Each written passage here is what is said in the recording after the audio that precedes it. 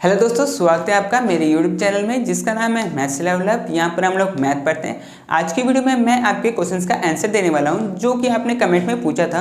कुछ लोगों का डाउट था कि सर क्वेश्चंस कैसे आएंगे, क्या पैटर्न होगा, कब एग्जाम होगा, किस तरह से तैयारी करें। तो वही सब क्वेश्चंस के मैं आज आपको आंसर देने वाला हूँ। तो एक एक करके मैं क्वेश्चंस पढ़ता हूँ कि आपने पूछा क्या था कि सेकंड टर्म में कौन कौन सा चैप्टर आ रहा है। मतलब कॉमर्शियल अर्थमेटिक में 4 चैप्टर आ रहा है, percentage, simple interest, profit and loss और डिस्काउंट एंड ब्रोकरेज। ये 4 चैप्टर आपके सेकंड टर्म में आ रहा है। इससे आपके 40 मार्क्स का क्वेश्चन आएगा। ठीक है, तो चलिए, तो सेकंड टर्म का एग्जाम कब होगा? 14 जून के बाद ही आपका सेकंड टर्म का एग्जाम हो सकता है। ठीक है, अभी ऑफिशियली कुछ आया नहीं है कि कब से होगा, पर 14 के बाद ही आपका होगा। ठीक है, चलिए, तो थर्ड क्वेश्चन है कि सेकंड टर्म ऑब्जेक्टिव होगा या सब्जेक्टिव होगा। तो आपका जो सेकंड टर्म होगा वो सब्जेक्टिव होगा। आपको क्वेश्चन को सॉल्व करके दिखाना पड़ेगा। ठीक है, एमसीक्यू नहीं होगा। ठीक है, और कितने मार्क्स का होगा? 40 मार्क्स का होगा आपका। ठीक है, और क्वेश्चन का पैटर्न क्या होगा? देखिए, आपका 40 मार्क्स का सब्जेक्टिव होगा। उसमें से आपका देखिए किस किस तरह से क्वेश्चंस आएंगे।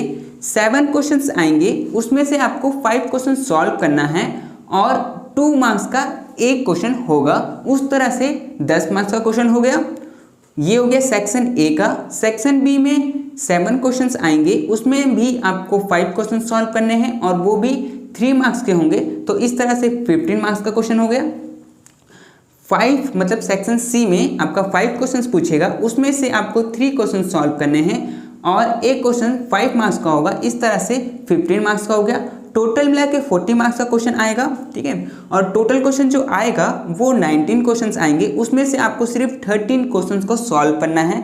आपको टाइम मेरे ख्याल से 1 घंटा या 1.5 घंटा जो भी मिले, 1 घंटा भी इनफ है 13 क्वेश्चन सॉल्व करने के लिए। अगर आप वैसे देखें तो एक क्वेश्चन को सॉल्व करने के लिए आपको अप्रोक्स 4.5 मिनट से 5 मिनट तक का टाइम एक क्वेश्चन को सॉल्व करने के लिए दिया जाएगा। ठीक है, तो 1 घंटा इनफ है, लेकिन आपको अगर 1.5 घंटा मिलता है तो वो भी ठीक है। ठीक है, तो इस तरह से रहेगा। अब है कि सेकेंड टर्म का तैयारी कैसे करें। तो सेकेंड टर्म का तैयारी देखिए, आप लोग का ना 12th का ऐसा होगा कि 2 टर्म में एग्जाम लिया जाएगा, टर्म 1 और टर्म 2।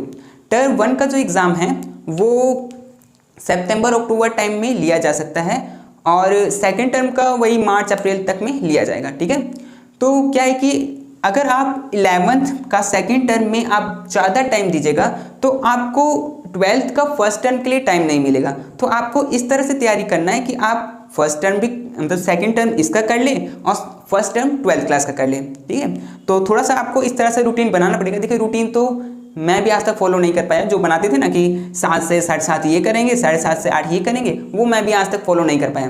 तो मेरा फॉलो करने का बस तरीका ये है कि मैं कोई भी सब्जेक्ट लेता था, उसको मैं पढ़ता था, उससे बोर होता था तो मैं दूसरा सब्जेक्ट को पढ़ता था। इस तरह से मैं करता था। आप ऐसा कर सकते हैं कि जैसे कि संडे मंडे ऐसे हो ना, Sunday Monday Tuesday Wednesday Thursday Friday Saturday, ठीक है, और संडे।